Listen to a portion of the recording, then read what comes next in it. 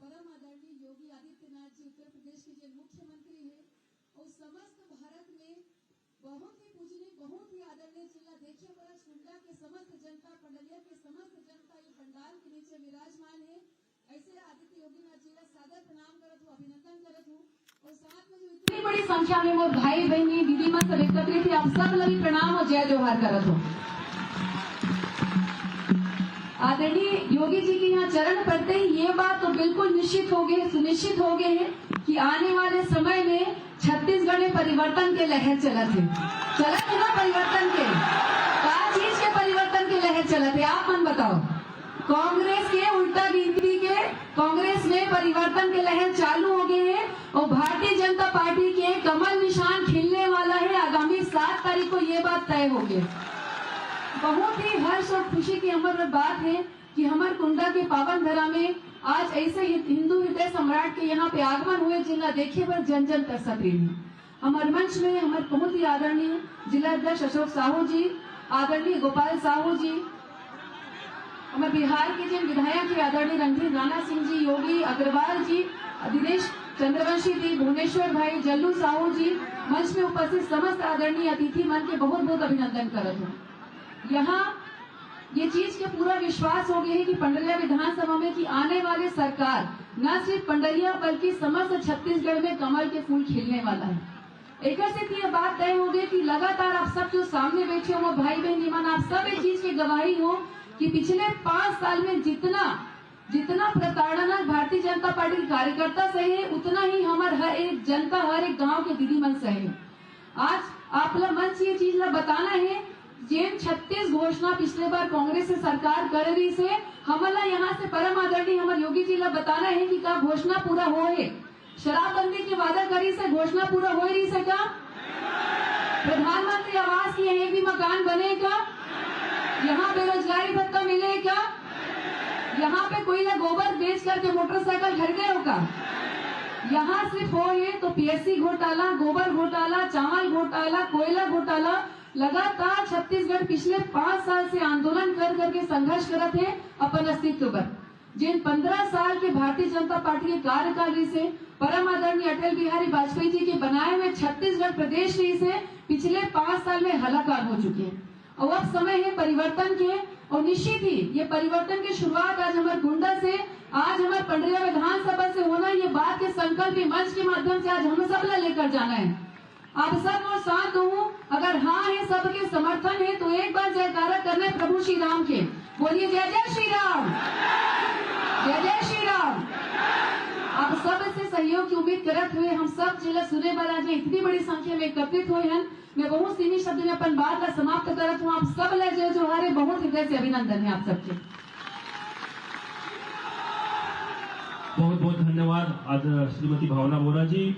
अब हम जिसको सुनने के लिए आतुर हैं, देखने के लिए आतुर हैं, ऐसे श्री राम के धाम से चलकर हम सबके बीच में उपस्थित है जन जन के नेता, हिंदू हृदय सम्राट, माँ भारती के लाल वीर सपूत, उत्तर प्रदेश के पूर्व मुख्यमंत्री आदरणीय योगी आदित्यनाथ जी का आप सभी जोरों से जोरदार ताली बजा के स्वागत करेंगे, अभिनंदन करेंगे।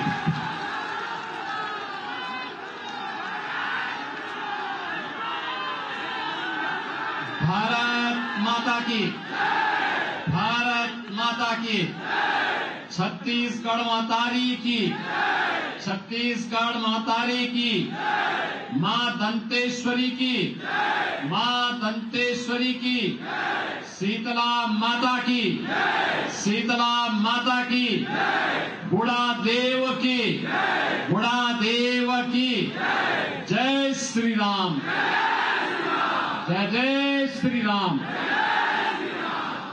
भारतीय जनता पार्टी के जिला के अध्यक्ष श्री अशोक साहू जी,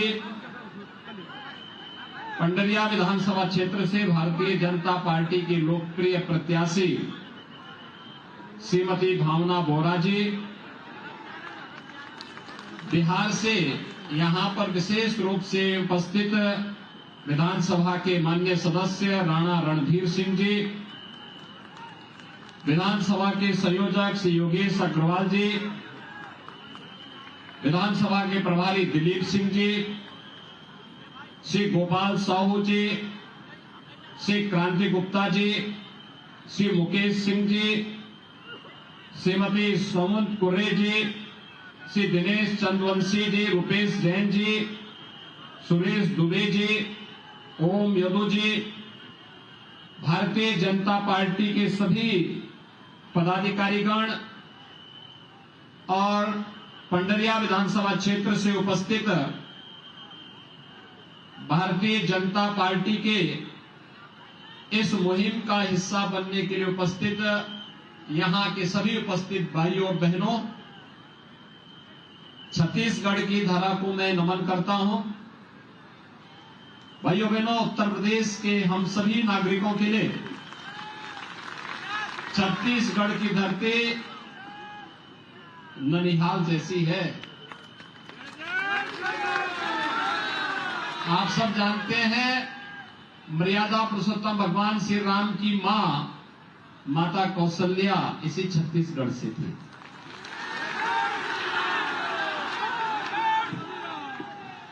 और इसीलिए हर उत्तर प्रदेशवासी छत्तीसगढ़ के साथ इस आत्मीय भाव के साथ जुड़ा हुआ है। उत्तर प्रदेश में डबल इंजन की सरकार है।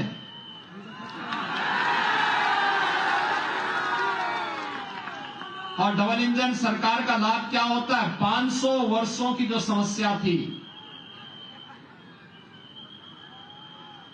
अयोध्या की, ये समस्या कांग्रेस की थी। कांग्रेस चाहती नहीं थी समाधान हो, लेकिन जैसे डबल इंजन की सरकार आई, 500 वर्षों की समस्या का समाधान हुआ और अयोध्या में भगवान राम के भव्य मंदिर के निर्माण का कार्य प्रधानमंत्री जी के कर कमलों से प्रारंभ हो गया। भाइयों बहनों, अब हम लोग केवल मंदिर का निर्माण ही नहीं कर रहे हैं, अब तो तारीख भी बता दी है कि कब रामलला अपने मंदिर में विराजमान होने जा रहे हैं। और उत्तर प्रदेश और भारत के सभी नागरिकों के साथ साथ उससे ज्यादा खुशी तो ननिहाल के लोगों को होनी चाहिए। और इसीलिए राम राज्य की जिस आधारशिला को 2014 में प्रधानमंत्री मोदी जी ने देश के अंदर विकास, सुरक्षा और सुशासन के माध्यम से स्थापित किया, उसका सहभागी छत्तीसगढ़ भी बने, इसके लिए डबल इंजन की सरकार छत्तीसगढ़ में भी आवश्यक है।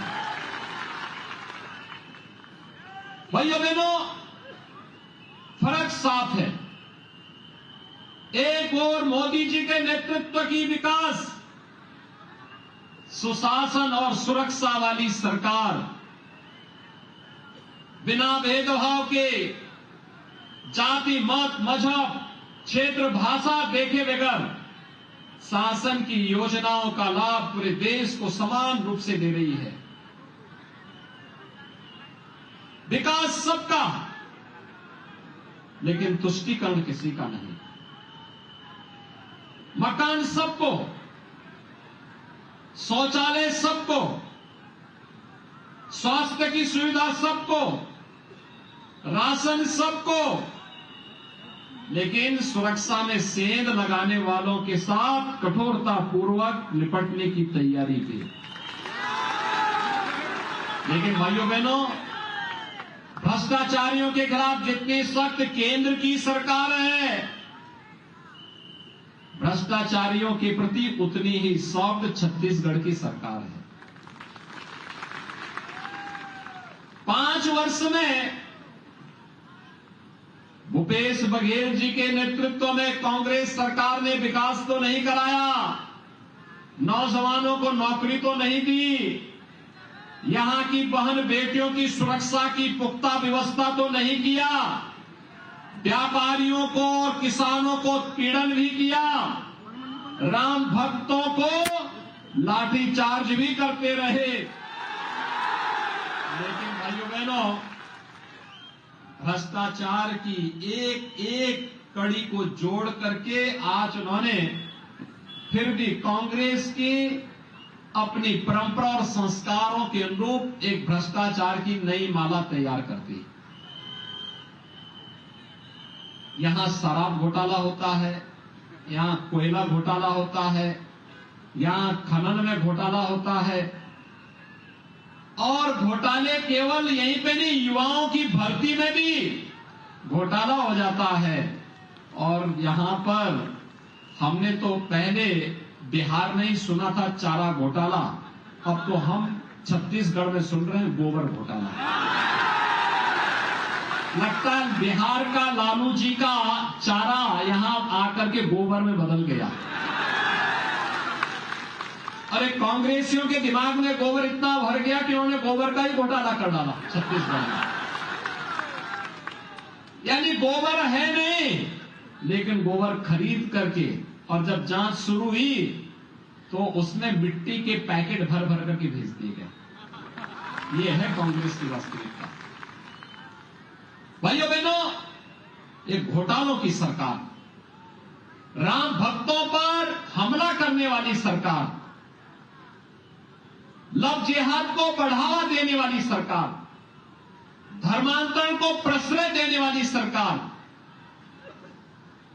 सुरक्षा पर सेंध लगाने वाली सरकार, इस सरकार को रहने नहीं, एक क्षण टिकने का कोई अधिकार नहीं है। एक क्षण का।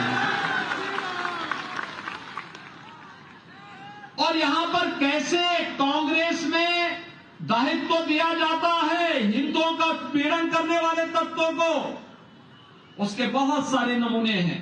उनको कहीं कांग्रेस के युवा विंग में पदाधिकारी बनाया जाता है, कहीं पे सरकार के किसी महत्वपूर्ण दायित्व का जिम्मा उन्हें देने का कुत्सित प्रयास होता है।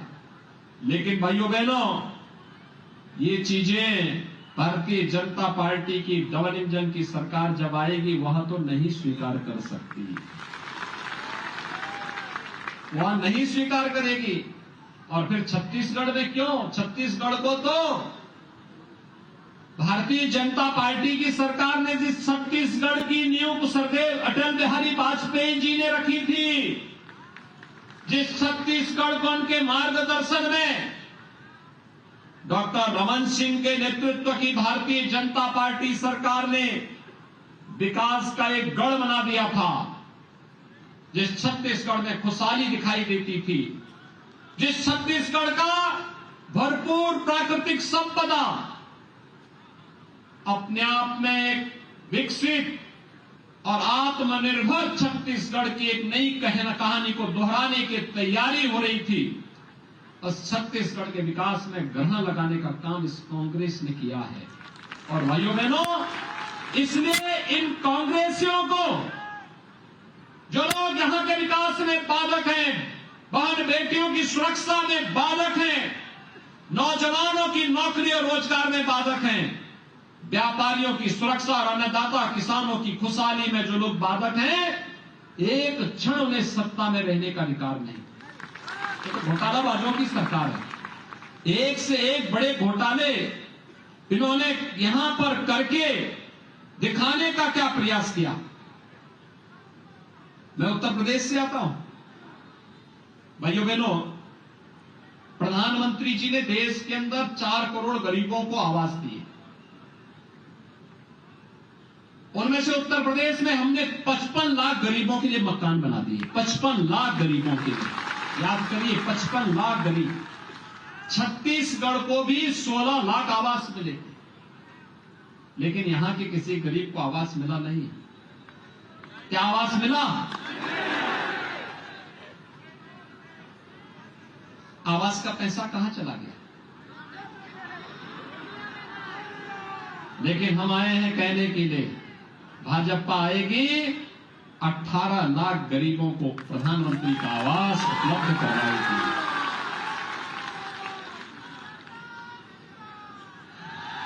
हर घर नल आरओ का पानी 1.5 करोड़ लोगों को उत्तर प्रदेश 1.5 करोड़ परिवारों में हर घर नल दे दिया गया।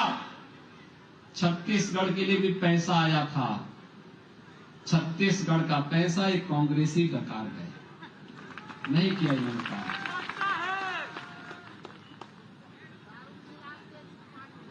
हर घर नल से जल मिला? ये देंगे भी नहीं। हम आएंगे, हम देंगे। भाजपा आएगी, भाजपा देगी। भाइयों बहनों, मैं आपसे यही पूछना चाहता हूं, पैसा भारत सरकार दे रही है, मोदी जी पैसा दे रहे हैं। उन्होंने तो पहले दिन कहा, प्रधानमंत्री पद की शपथ लेते ही उन्होंने एक संकल्प लिया था, और संकल्प उनका वैसे ही है जैसे प्रभु राम का संकल्प था, निस्सरहीन करो मई भुज उठाए प्रण कीन। एक संकल्प प्रधानमंत्री मोदी जी का भी है, और संकल्प था विकास की योजनाओं में कोई भेदभाव नहीं करेंगे, पूरे देश के अंदर समान रूप से विकास की योजनाओं को देंगे, विरासत का सम्मान करेंगे, अराजकता, आतंकवाद, नक्सलवाद को बर्दाश्त नहीं करेंगे। और भाइयों बहनों, मोदी जी ने जो कहा वो करके दिखाया। जो कभी नहीं हुआ था वो मोदी जी ने देश के अंदर विकास की योजनाओं के माध्यम से करके दिखाया। और इसीलिए हम सब आपसे कहना चाहते हैं, ये कांग्रेस देश के अंदर समस्या का नाम है। आतंकवाद की समस्या देश को कांग्रेस ने दी, नक्सलवाद की समस्या कांग्रेस ने दी, भ्रष्टाचार देश को कांग्रेस ने दिया। अयोध्या में राम मंदिर के विकास में, राम मंदिर निर्माण में सबसे बड़ी बाधा कांग्रेस थी। जैसे ही उत्तर प्रदेश की जनता ने कांग्रेस को पूरी तरह गर्द में डाला, और जैसे ही डबल इंजन की सरकार उत्तर प्रदेश में आई, राम मंदिर के निर्माण का कार्य प्रारंभ हो गया। तो अगर उत्तर प्रदेश में हो रहा है तो ननिहाल में तो होना ही चाहिए ना। और यही कहने के लिए आया हूं भाइयों बहनों, आज छत्तीसगढ़ का गरीब भी पूछ रहा है, हमन तो नहीं मिलिस, आप लोग मिलिस का? भाइयों बहनों, ये कांग्रेस सुधरेगी नहीं। और इसलिए उत्तर प्रदेश में तो बहुत तरीके से हम लोगों ने लव जिहाद वालों को, धर्मांतरण करने वालों को, भ्रष्टाचारियों को, अराजकता फैलाने वालों को, जितने माफिया थे इनकी संपत्ति को भी पूरी तरह लेकर के गरीबों की आवाज भी वहां बना डाले। बहुत मजबूती के साथ बनाए भाइयों बहनों। वहां हमारा बुलडोजर दोनों तरीके से चलता है, माफिया और अराजकतावादियों की छाती को रौंदते हुए भी चलता है, सड़क बनाते हुए भी चलता है। छत्तीसगढ़ में अवैध खनन में लिप्त कांग्रेसियों से उम्मीद नहीं की जा सकती है। और इसलिए भाइयों बहनों, आज हम सब आपके पास आए हैं। भारतीय जनता पार्टी की सरकार पूरी तरीके से इस अभियान के साथ जुड़ी हुई है। हमने बनाया है और हम ही संवारेंगे। भारतीय जनता पार्टी के हर कार्यकर्ता का और हर छत्तीसगढ़ वासियों का एक संकल्प होना चाहिए। सरदार अटल जी ने बनाया था, उनके सपनों का साकार करने वाला छत्तीसगढ़ फिर भारतीय जनता पार्टी ही बनाएगी। और इसी दृष्टि से आज आपका आह्वान करने के लिए आया हूं कि भाइयों बहनों, अब यहां का एक संकल्प यह भी होना चाहिए, और नहीं साहिबो, और नहीं साहिबो, तैयारी पूरी है, भाजपा जरूरी है। तैयारी पूरी है, तैयारी पूरी है। और इसी के लिए आपका आह्वान करने के लिए आया हूं भाइयों बहनों कि भारतीय जनता पार्टी ने एक अपनी बहुत सक्रिय कार्यकर्ता को, जिन्होंने अपना पूरा जीवन सेवा के लिए समर्पित किया है, इस कंडलिया क्षेत्र में, चाहे वह निःशुल्क बस सेवा का हो, स्वास्थ्य सेवा का हो, भाजपा के सामान्य कार्यकर्ता से लेकर के गरीब के घर तक शासन की योजना को पहुंचाने का हो, या फिर अनाचारी, दुराचारी, भ्रष्टाचारी सरकार के खिलाफ आम जनमानस की समस्या को लेकर के, संघर्ष को लेकर के भारतीय जनता पार्टी के कार्यकर्ताओं के साथ भारतीय जनता पार्टी ने श्रीमती भावना बोरा को अपना प्रत्याशी बना करके आपके बीच में खड़ा है। 7 नवंबर को ही चुनाव है भाइयों बहनों, 7 को चुनाव है, 11 को अयोध्या का दीपोत्सव और 12 को दीपावली। तो चुनाव के दिन ही तय हो जाना चाहिए कि यहां कमल खिल जाएगा। सहमत हैं? सभी लोग सहमत हैं? सभी लोग सहमत हैं? कमल खिलाएंगे? सभी लोग सहमत हैं ना? तो फिर मेरे साथ हाथ उठा करके, दोनों हाथ उठा करके बोलेंगे, दोनों हाथ उठा करके, जहां तक मेरी आवाज जा रही है दोनों हाथ उठा करके बोलेंगे, दोनों हाथ उठा करके, भारत माता की, भारत माता की जय जय श्री राम, जय जय श्री राम। बहुत बहुत धन्यवाद आदरणीय योगी आदित्यनाथ जी, हम सबके बीच में आप आए, आपका स्वागत अभिनंदन है कुंडा की पावन धरा में। बुलडोजर वाले बाबा श्री राम के धाम से चल रहे हम सबके बीच में आए हैं। आप